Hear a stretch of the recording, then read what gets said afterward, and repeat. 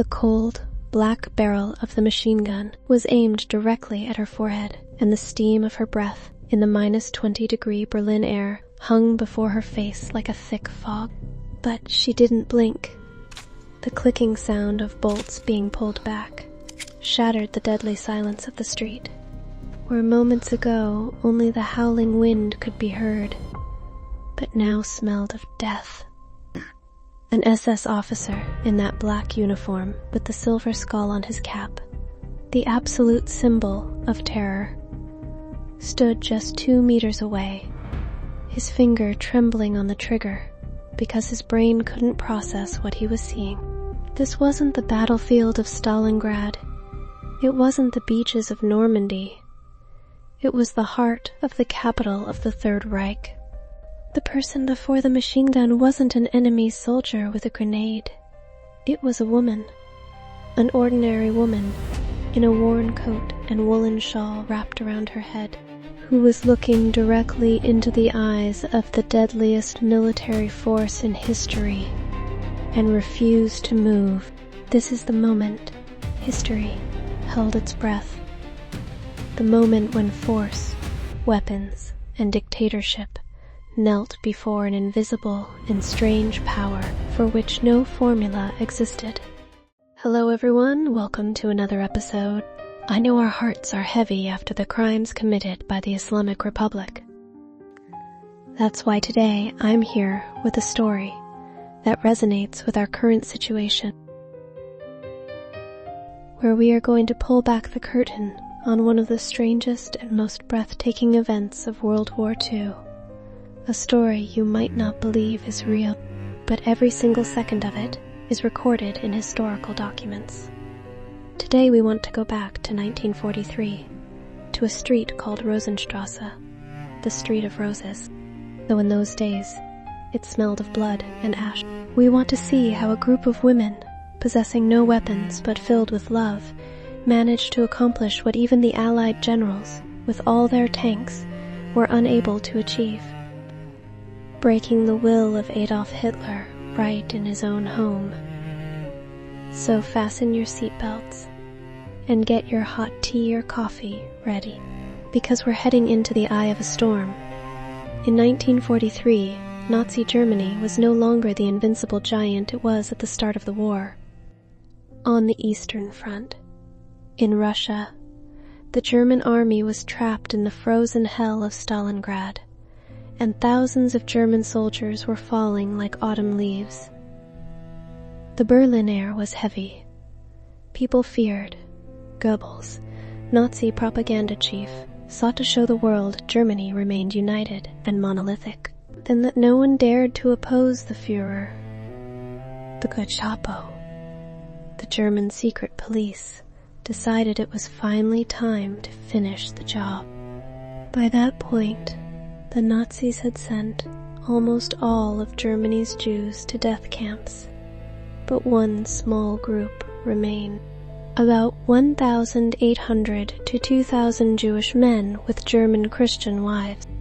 Until then, the Nazis hadn't dared to touch these families because they feared a public outcry, as these women were of pure Aryan blood and had relatives serving in the military. But in February 1943, the Gestapo said, "To hell with it," and issued the order for the final operation. On the morning of February 27, military trucks with those terrifying canvas covers began rolling through the streets of Berlin. Soldiers stormed into factories and homes, dragging men out. Imagine the scene. A man eating his breakfast or turning on a factory lathe is suddenly confronted with the butt of a rifle. Wives waited at home for their husbands to return that evening, but night fell and there was no sign of them. Phones rang, but no one answered. Slowly, word spread. Everyone had been taken to an old building in the city center, building number 24 on Rosenstrasse, the Street of Roses. This building was a welfare center, turned into a temporary prison, according to the logic of those times and the Nazi machinery of repression's precise calculations. What were these women supposed to do?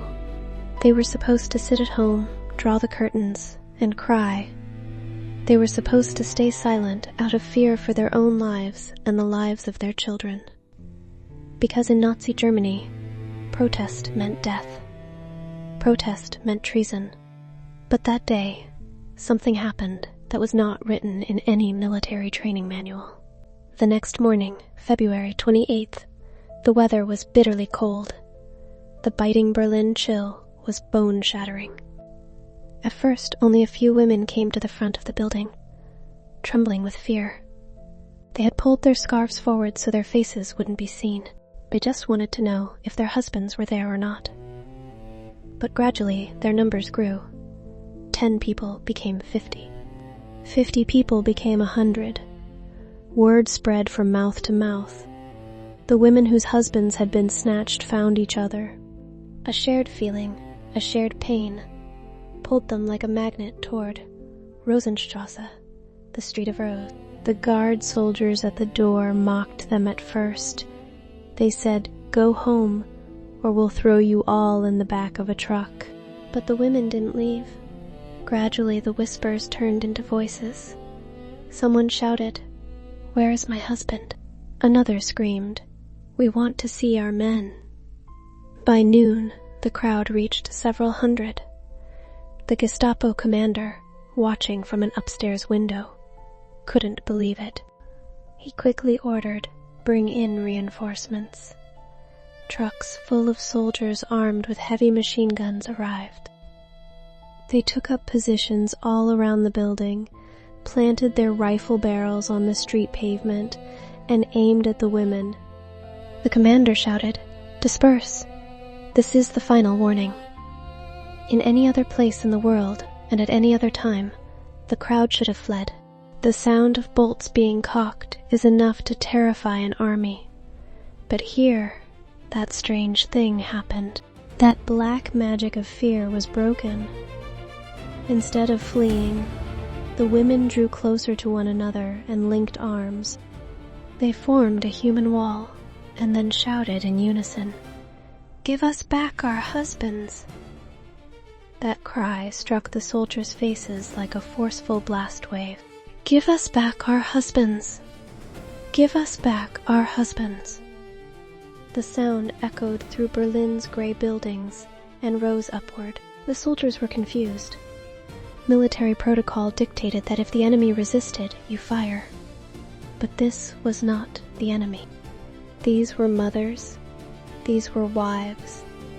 These were the very women Adolf Hitler referred to in his speeches as the sacred mothers of Germany.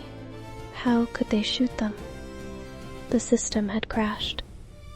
Dictatorships operate like robots. When they encounter something they haven't been programmed for, they err out. Night fell.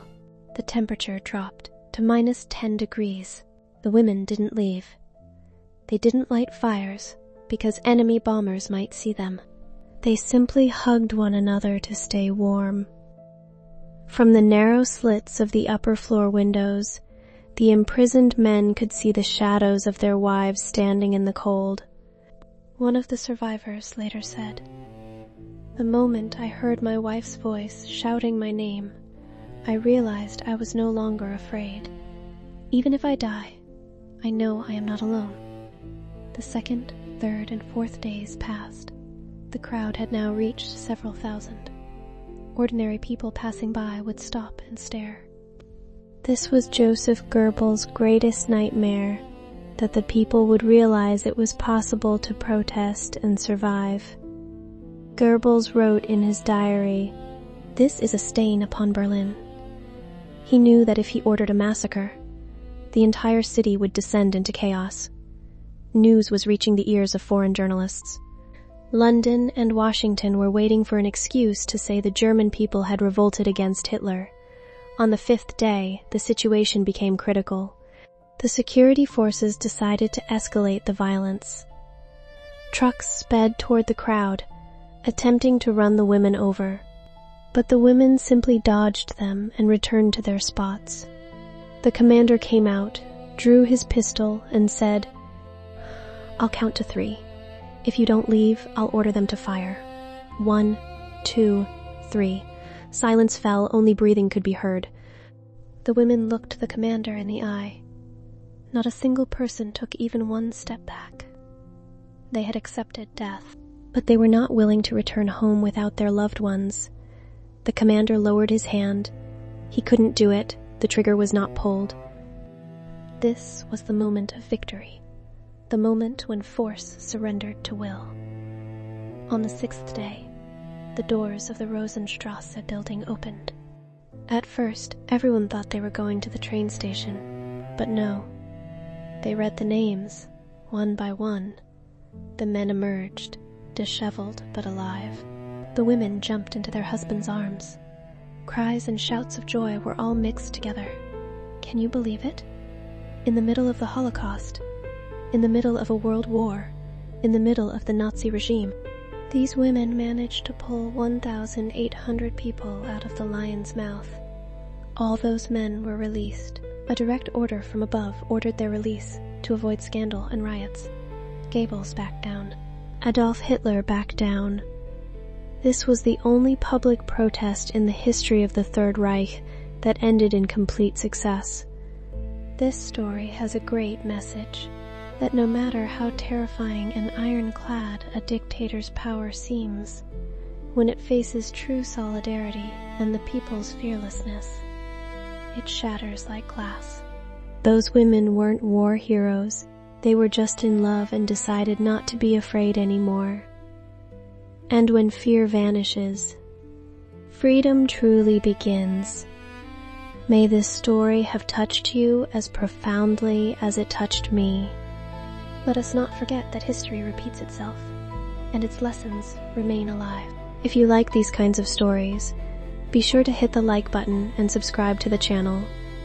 Write your thoughts for me in the comments. I am certain that those women who stood empty-handed against an army armed to the teeth that day are now admiring the courage of the youth of Iran and bowing their heads in respect to them.